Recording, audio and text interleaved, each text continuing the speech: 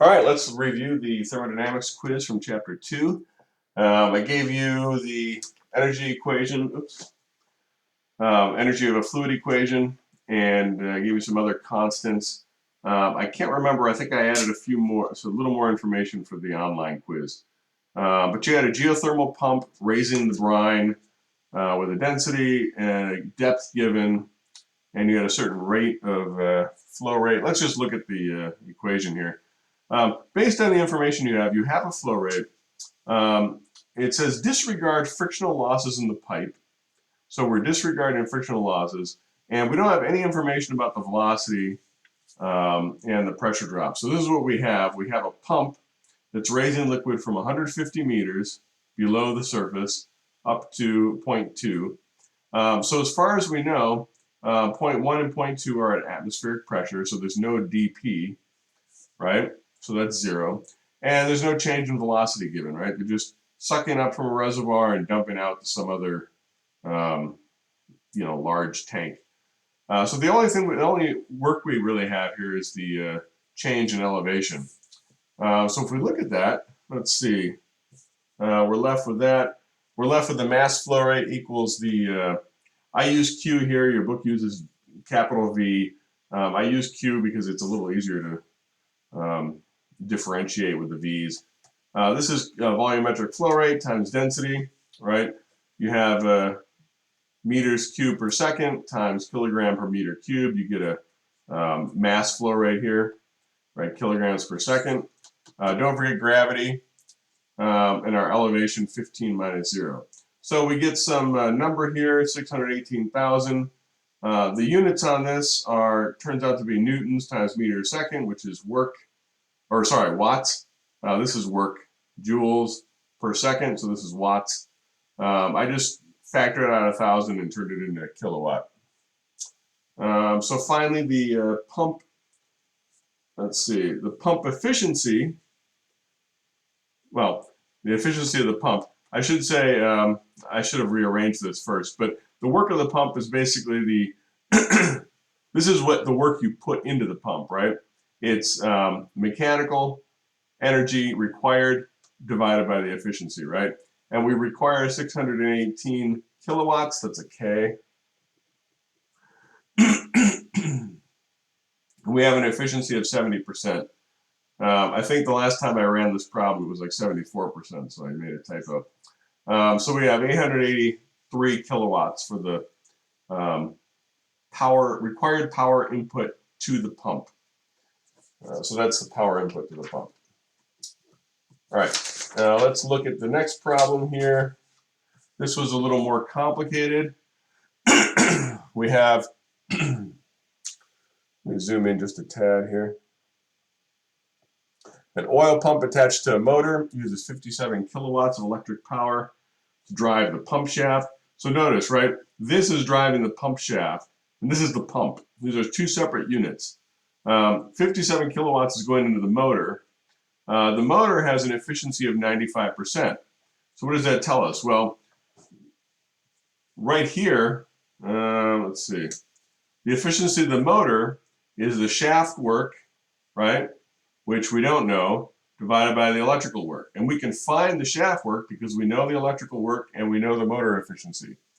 So here we've got 0.95 times 57 kilowatts. You get 54.15 kilowatts of shaft work going into the pump. So that's what work you have going into the pump. Now we need to figure out the efficiency of the pump. So we know the work that comes in. We got to figure out what's the work it's putting into the fluid, right? And it tells you the pressure drop over the pump is 540 kPa. The change in velocity is going to depend on the flow rate and the diameters. And it says to ignore, what does it say? Centimeters. Well, it doesn't actually say, but typically the distance over this pump is small, so we're going to ignore elevation. So that's one of the assumptions we make. So let's see. In terms of elevation, Z1 and Z2 are pretty much on the same level, so that's 0. Velocity 1 and 2 depend on area, so let's calculate those. We calculate velocity. We've got the volumetric flow rate divided by the area, right? That's 29.28 meters per second at the inlet, and the outlet is 11.44 meters per second, right? These are just simple area calculations. You get the volumetric flow rate divided by the area, which is pi r squared. So that's 0.05 meters for the inlet and 0.08 meters for the outlet. And our pressure drop. Our pressure drop is given as 540,000 kPa, which is got the same units as, well, 540,000 newtons per meter squared. Newton per meter squared is a Pascal. And then you can see if I expand Newton per meter, I get, or Newton per meter squared, I get the kilograms times meter per second squared meter squared. So that's just expanding the Newton out. Now I want to look at these terms here. Did I put, oh, okay. I'll talk about this in a minute. All right, so this is your your mass flow rate. It's rho times the volumetric flow rate. So here we got 0.23 cubic meters per second times the density. You get the cubic meters cancel out, you get kilograms per second. Over here I've got the 540,000 kilogram per second squared meter. Oh, you know what? I canceled the meter, yeah. Divided by the 900 kilogram per cubic meter. Notice the velocities, right? I take the second velocity minus the first one, right? So what do these numbers represent? So let's look at these numbers. When you actually calculate, I have intermediate numbers here. 207 kilograms per second.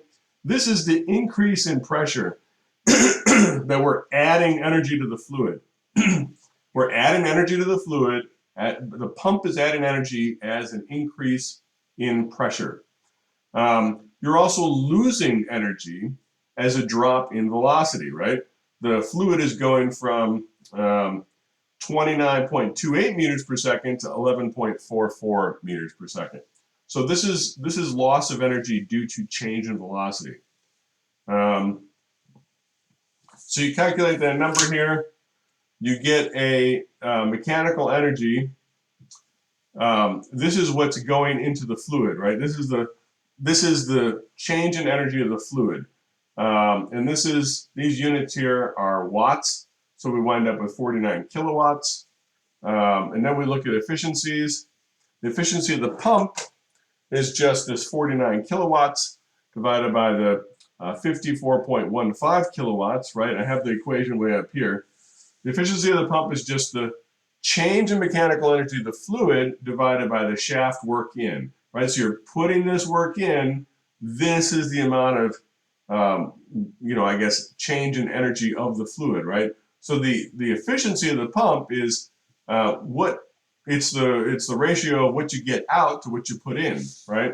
So that turns out to be 90.5%. And then the overall efficiency, one person recognized the overall efficiency as just the work of the pump. Sorry, the change in mechanical energy of the fluid divided by the 57 kilowatts in. But you can also do the multiplication of these. Someone took the average. That's not right. You need to multiply the efficiencies together. So you wind up with an overall efficiency of about 86% for this one. So that's the thermo quiz. Again, I think it was pretty straightforward. Yeah, if you have any questions, definitely make sure you ask me. Stop by my office hours, etc.